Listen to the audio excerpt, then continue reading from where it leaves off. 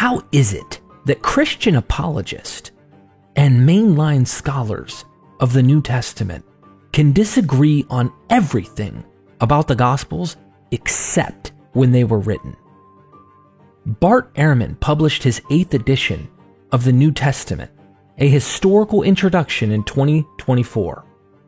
A lot has changed in the book, but not the dates. Mark is still after 70 AD. Matthew is 80 to 100 AD, as is Luke. John, finally, is around 100. The other Gospels, such as the Gospels of Peter and Thomas, we are told, are, quote, much later than the events they narrate and are highly legendary, end quote. What's really going on here? Ehrman is a critical scholar, but he's supporting dates that conservatives can happily live with. This late 1st century dating of the 4 Gospels has become modern academic orthodoxy. This consensus hides the fact that date ranges for the Gospels are incredibly wide, reaching anywhere from the 40s to the 160s. How is it that one scholar can date the Gospel according to Mark to 45 AD and another to 145? What goes into dating the texts of the Gospels and those of the New Testament more broadly? You can search far and wide for an academic course focusing on the dating of the Gospels. You might find a seminary, divinity school, or theology department willing to teach you gospel scholarship. You can saw off your leg, then your arm, to get into the course. If it's a conservative Bible college, you can leave your brain at the door as well, because they're just going to give you more rehash from the church fathers about mythical apostolic figures. Names Matthew, Mark, Luke, and John. The books you can get on Redate the New Testament are typically by traditional scholars or evangelicals using the same old myths that Irenaeus used in the late 2nd century. Have you ever really wanted to take a deep dive into the dating question? To really understand how scholars come up with the date of an ancient gospel text? Have you ever truly wanted to understand why a text that pastors and pundits place next to Jesus is really closer to Justin Martyr and Irenaeus in the 2nd century? Well, as of this moment, you have available to you a very rare opportunity in the course, Redating the Gospels Without Apologetics, taught by the prolific scholar of New Testament and Gnostic Christianity, David Litwa. Dr. Litwa will go deep into how scholars can reliably date an ancient document. He won't just focus on canonical texts either, but he'll bring in figures like Marcion to help you think in new ways about what he calls the wave model of gospel scholarship. You can take Dr. Litwa's course anytime, anywhere there's an internet connection, without moving house or taking out a second mortgage. Let's step back for a moment. Some people want to present New Testament scholarship as a kind of science with assured results. The fact is, the discipline is shot through with political and religious ideology, even when people are aiming to seem objective.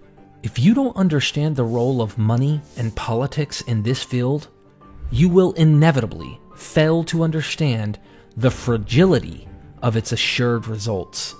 America is the great experiment in religious education.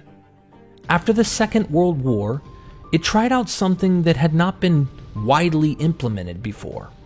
It fostered the study of the Bible in public universities and colleges across the nation. Between about 1960 and 2010, biblical studies flourished in secular departments of religion. Here, the forces of favoritism privileging Christianity were, though never completely overcome, at least tamed.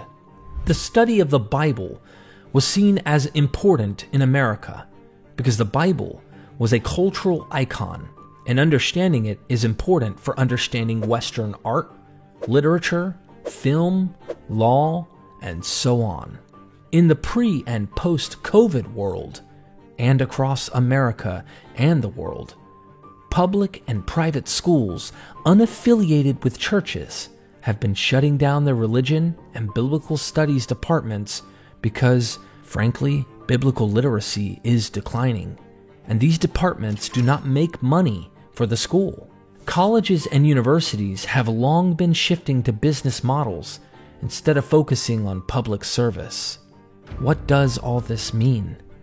It means that the study of the Bible is increasingly dominated by seminaries and religious schools that openly support a conservative, faith-based ideology in subtle or open opposition to historical critical scholarship. Like it or not, big-name colleges and universities care more about progressive ethics than they do about history and language. This means that traditional, historical critical scholars of the Bible cannot find jobs and are forced to drop out of the academy. Frankly, critical scholars do not want jobs in confessional schools where either public statements of faith or silent social norms determine what they can and cannot say about the Bible. At the same time, church schools and church presses are thriving because they are propped up by church budgets. These churches have statements of faith and mission that determine what can and cannot be said about the Bible. Thus, someone interested in the Bible, whether churched, formally churched, or unchurched, is asked to spend thousands of dollars getting an ideological education in a brick-and-mortar seminary or church school. It's no wonder that most religious seekers are turning to the internet to meet their education needs. YouTube is great, but most of the content on YouTube is patchy and at best only provides an introduction, inviting people to go deeper into the study of the Bible, ancient Judaism, and ancient Christianity. Let's just face it, conservative apologists support an ideology which supports their faith. By and large, they're not interested in history as history, but they use history as a tool to argue for the truth of their faith. Christianity is the only historical religion, they say, therefore it must be true. They claim that the Gospels are based on eyewitness memory. To support this ideology, they are always motivated to move the Gospels as close as they can to Jesus. They will use every strategy in the book, every method, and every rationale to convince you that the Gospels appeared no more than a generation after Jesus. What is at stake for them is their truth, a truth that uses historicizing rhetoric, even when good history and good historical method is against them. Church-funded scholars uphold a religious myth which the church has been trying to uphold for centuries, the myth of apostolic eyewitnesses to Jesus. But if the Gospels were written by apostles or their companions, that would be the very first thing that Gospel writers would say about themselves. Just compare Josephus. Almost the very first thing he does in his history of the Jewish war is establish his authority as an eyewitness. Josephus has a right to write about the Jewish war. And why? Because he was there. And he tells you he was there. And he tells you what he saw and heard, sometimes in the first person. None of the gospel writers act this way. None of the gospel writers say who they are, tell you their names, or identify themselves as apostles. The preface to Luke uses historicizing rhetoric, but it is not an exception. It identifies its patron, Theophilus, but refuses to say who actually is authoring the text. And why is that? The simplest answer is because the authors, or editors were not apostles, for if they were, they would have said so. This is not about humility. This is simply about common sense. An apostolic eyewitness to Jesus who refused to identify himself is more stupid than humble. But what about the names? Virtually all the translations of the Gospels print the titles, according to Mark, according to Matthew, according to Luke, never bothering to tell you who these people actually are. Are they historical humans or fictional characters made up in church tradition? The first thing to know is that every single one of these titles is a later addition to the text, an addition not attested until the very late 2nd century, 150 years after Jesus lived. This is about as much time between Presidents Lincoln and Obama as between Obamacare and the American Civil War. That's a long time. And what does according to even mean? It apparently doesn't mean written by. Technically, not even the church claims that the gospel according to Matthew was written by a guy named Matthew, whoever he was. And yet, somehow the religious imagination still imagines that a guy named Matthew sat at his desk and wrote a gospel with stylus and ink. This myth is perpetuated by the bad but universal habit of referring to gospel text by proper names: Matthew, Mark, Luke, and John. Conservative apologists and secular scholars use these shorthand names without ever telling you that this is not how the Gospels refer to themselves.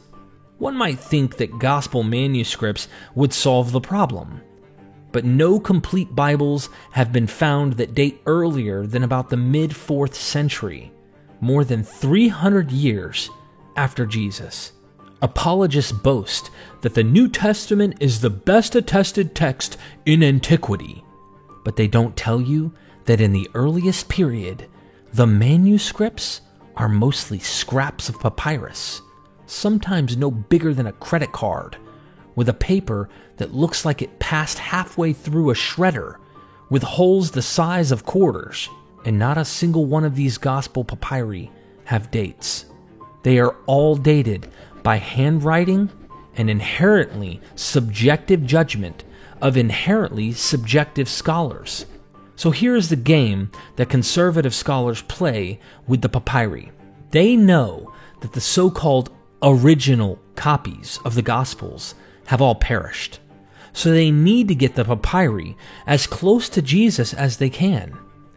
Thus, they scour the other books of published papyri for early and datable examples, which they can then compare with gospel papyri. Then, they say that the handwriting of the early papyri looks like the handwriting of the gospel papyri. And voila, they move the gospel papyri as close to the late 1st century as they can. What they don't tell you is that gospel papyri better resemble handwriting samples from the 3rd, 4th, and later centuries, making it impossible to place a papyrus in the early period with any certainty.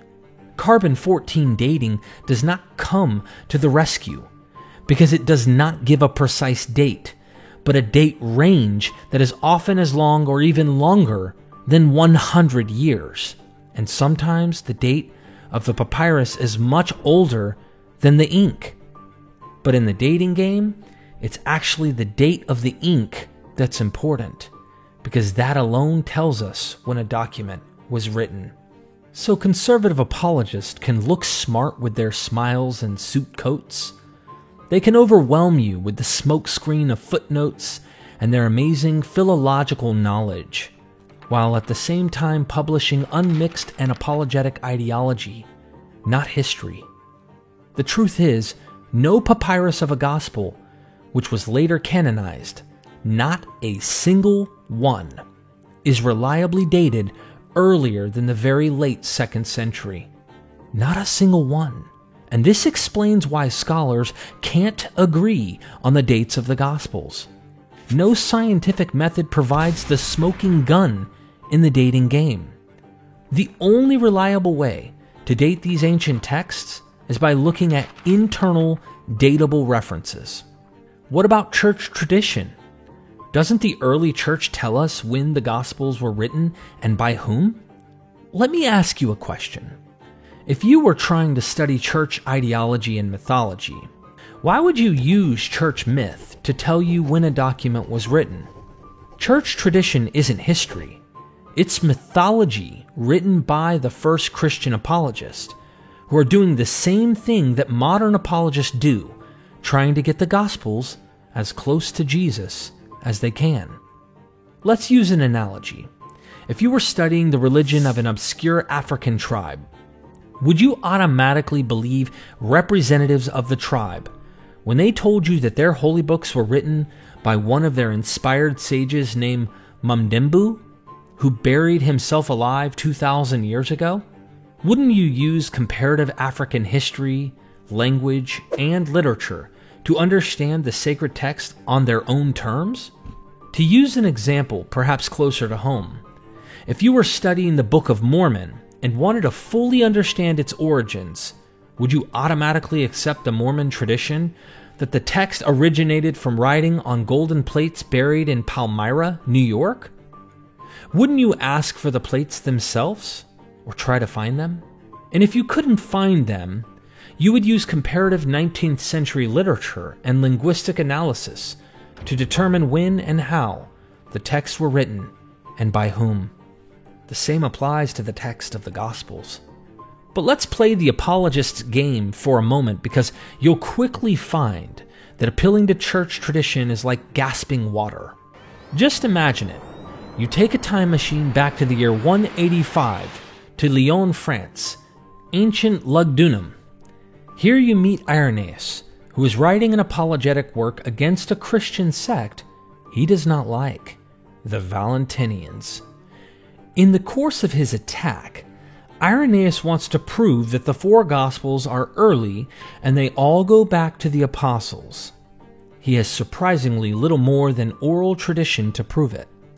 But he does have this obscure author named Papias, who supposedly wrote in the early 2nd century. Now Papias says that there was a guy named Mark, and Mark knew the apostle Peter. And without Peter's knowledge or permission, he wrote up a story based on Peter's sermons, and that story became the Gospel according to Mark. This sounds like an amazing external witness to the Gospel according to Mark, right? It's probably just a myth based on internal references to what became the New Testament itself. Papias, or his source, probably read the letter now called 1 Peter, and believing it was actually written by Peter, found an interesting reference to, quote, my son Mark, end quote, in chapter 5, verse 13. He then inferred that Mark was a disciple of Peter, and thus a carrier of the Petrine gospel traditions. There is no tradition that Peter himself wrote a gospel, but there was a tradition, also unconfirmed, that Peter died in Rome.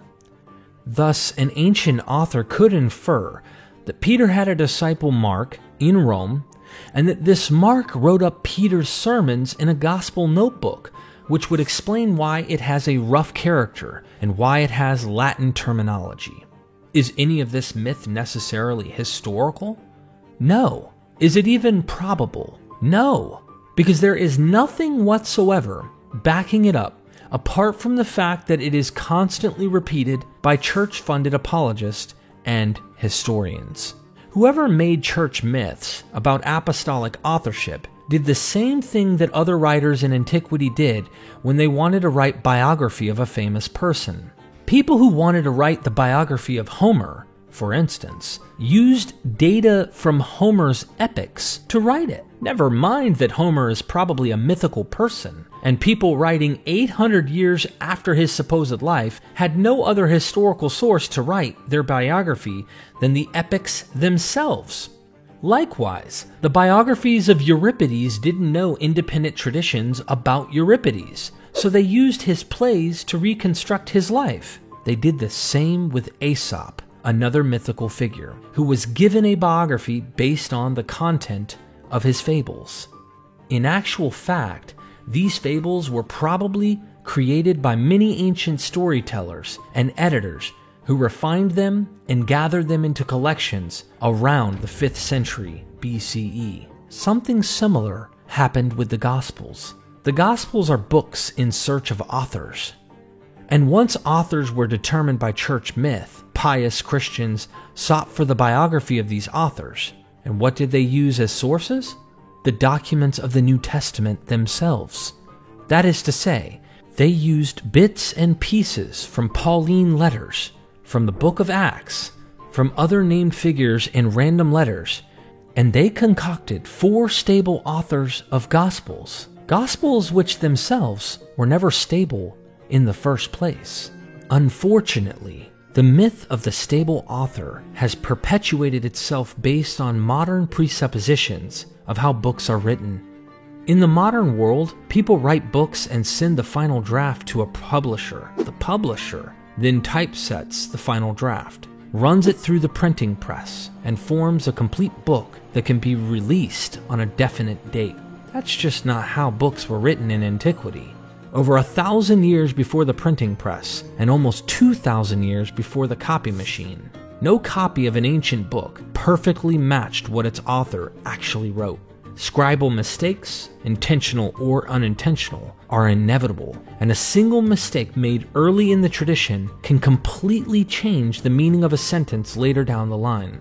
It's sort of like the telephone game, where one small change made at the beginning has huge, rippling effects at the end. This is what apologists never tell you. We may have over 100 New Testament papyri from the late 2nd to 5th century, but none of them say the same things, even when they overlap in content. Not a single one. The text is never the same, and there are no witnesses to the text in the earliest period, which means that there is a century-long black hole separating the initial text of the Gospels and the earliest witnesses to them. That black hole period is the most important period for understanding the Gospels, but scholars have next to no idea what happened to the texts, assuming they existed between, say, 50 and 150 CE. This is the bane of Gospel scholarship, and it's why you need to educate yourself about the tools and methods that good historical critical scholars use to date the Gospels. This is your opportunity to invest in yourself. Take Dr. M. David Litwa's course, Redating the Gospels Without Apologetics. I know I will be taking this course as well. The course link is in the description. You can sign up today. Be sure to do so. It helps us here at MythVision as well, as we are affiliates of Dr. M. David Litwa. I know for a fact this is important information, especially with the current dialogue with apologists and those like myself who are critical of them. Please check it out. And don't forget, like this video, comment your thoughts about this documentary, and be sure to share it. I hope you will. Never forget, we are MythVision.